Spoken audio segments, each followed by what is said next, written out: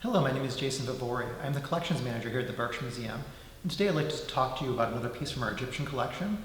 This is a cartonnage panel that dates back to the 22nd dynasty, the third intermediate period, meaning it's a later piece in Egyptian history.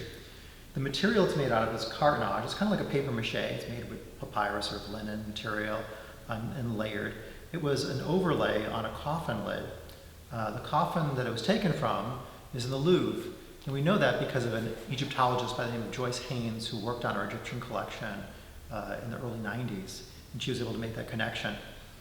Through her research, we were able to find a little bit more information about it. We know that this piece was separated from the original coffin in the late 1800s, the 1890s most likely, and sold at auction at Christie's, although we cannot find a record for it.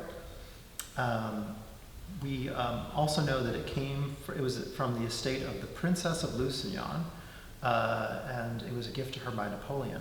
Now, that said, that's a very interesting past because it connects to an interesting person.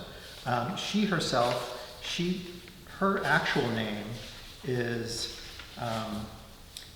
Marie Louise Josephine Legopil. She was a former lover of a baron who upon his death left his fortune and a number of his estates and properties in Paris to her. She then married a gentleman by the name of Ambrose Khalfa. He was an Armenian priest.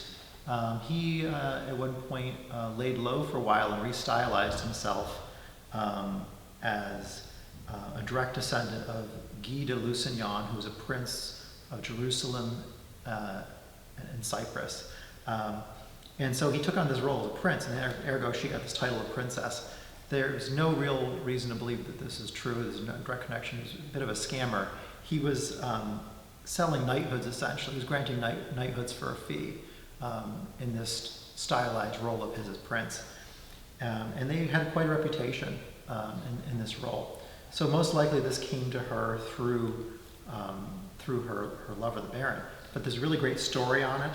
There's an essay that was written that's in the public domain review called A Princely Ploy. I would say it's worth a read if you want to look it up.